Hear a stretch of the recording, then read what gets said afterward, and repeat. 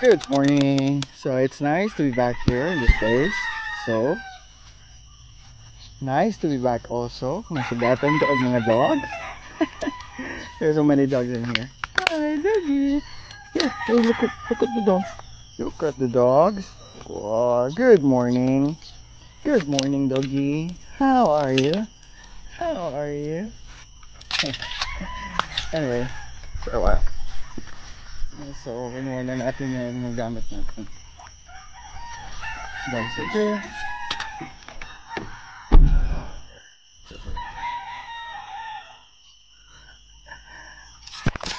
It's nice to be back. Good morning. It's a weekend again, fishing time. We're here in Punta Engaño. This is our second time to be here.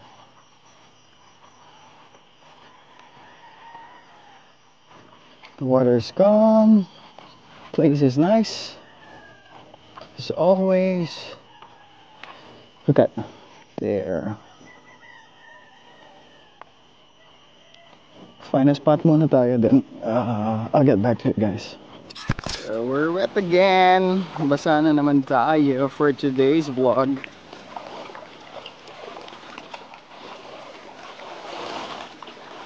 Okay. Hindi na tayo kumuha ng ng video in there. So our spot will be in this area.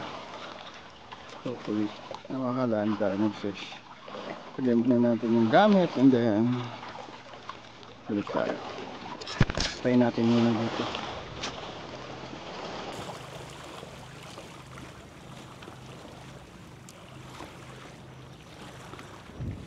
Baka pwede.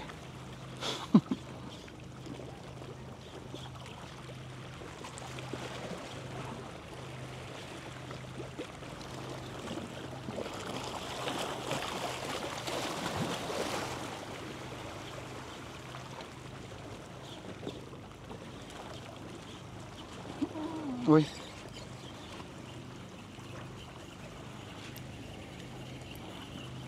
Fish on agad.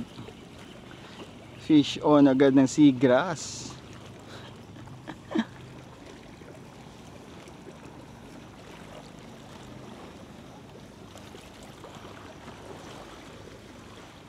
Seagrass agad.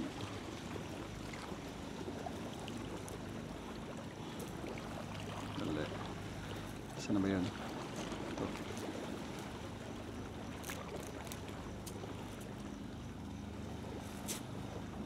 Yun.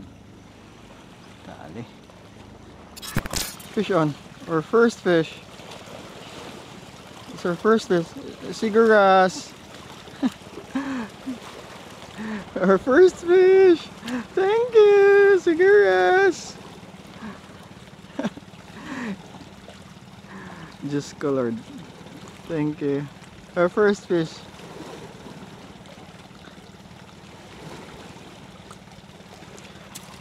Oh, yun, vlog. Seagrass. Our first fish. There. Nasa rock pool lang siya. So, dyan ka lang. Thankfully, makakuha din tayo using soft plastic bait. Oh, amazing. Thank you. Hindi ko na lang yung i-release. Bahala, maliit siya. Oh, makakuha pa tayo ng iba. Dati. So at least meron na siya kasama. Kung makakuha tayo. Hopefully.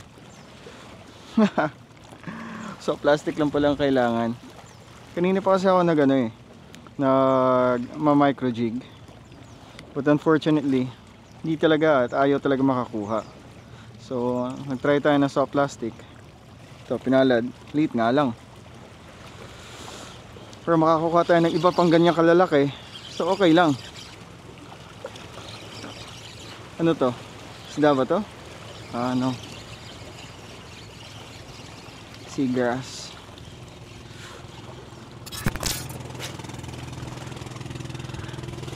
Basically, that small. Nire-release ko talaga yan. Binabalik ko yan sa dagat. Buti na lang lumaki. But this time, hindi na lang muna natin siya i-release. Total nasa rock pool naman siya. So di siya mamamatay agad. So baka makakuha pa tayo ng iba.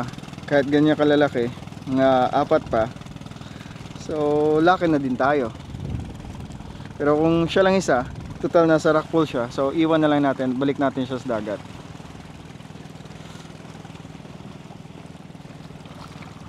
Anong oras na ba? It's 6:25 in the morning na. So from there, doon na area kanina, lumipat tayo dito. Pangatlo na to. Ito pa lang nakukuha natin for an hour and something and half almost. Medyo madalang yung isda. Pero sige lang. Baka nagre-relax pa. Maya baka makakahuli pa tayo. Hopefully, fingers crossed. Amo, isda on siguro? Isda. Fish on. Gamay man. Tiki pag yun. Tiki, dako na nga tiki.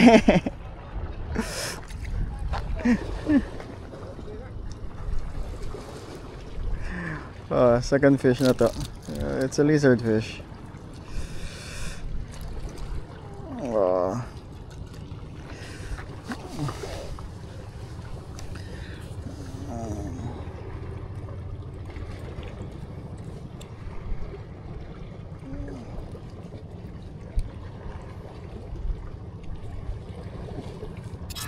So this is our second fish. It's a big lizard fish. Nakita na sa TV, masarap daw to sa ano? Japan ba yun? O sa China ba yun? Piniprito nila. So may dalawang isda na tayo. So, try lang natin. Baka meron pa. Nag micro jig na tayo kasi ang hirap na sa plastic bait. Malapit lang kasi yung ano niya. Malapit lang yung bato. Pero yung ano, lizard fish, namatay kaagad kasi naputol yung kanyang ano, hasang niya.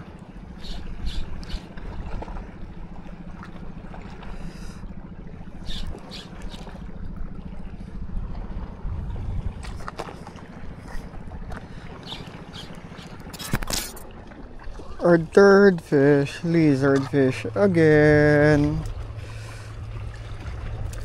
It's a tiki hunting day today,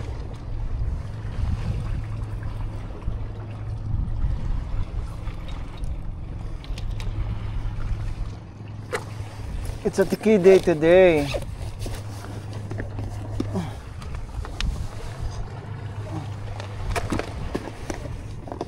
Kunin na lang natin, baka bigay na lang natin to.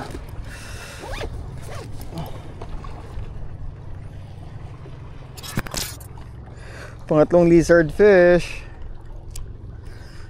I know. Pangalawang lizard fish. At isang cigaras. Pangatlong huli. To be exact.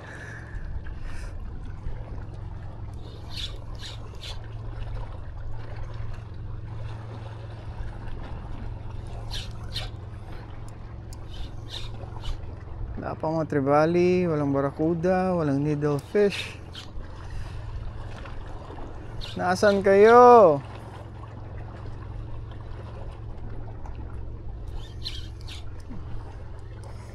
Kahit isa lang, pang ulam lang.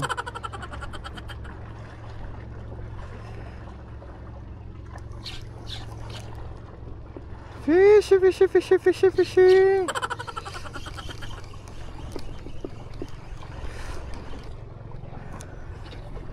Fishy, fishy, fishy, fishy. Desperado na. Wala na. Nagtatawag na eh.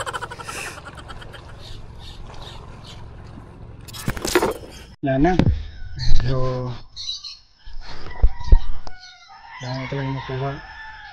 Although it's 8 o'clock in the morning, kailangan natin bumalik. Hindi naman siya mainit. Malinaw yung dagat. Kaso nga lang, madalang lang yung ano, yung strike. Kaya uwi na lang tayo. Still have anything at 10? Wala. Super duper na boring yung araw. Boring in the sense na nakuha lang natin is puro lizard fish. Although malaki naman. Gagawin natin, pamimigay na lang natin siguro yung lizard fish. Kaya dadalhin pa rin natin. Hindi mo tayo kumakain ng lizard fish. So yeah.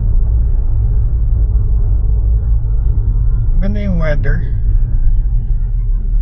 Tingnan mo naman yung tide for fishing. Sabi niya yung oras na pinunta natin o yung kanina, maganda daw sana kasi maraming isda, active ang isda, pero kabaliktaran na.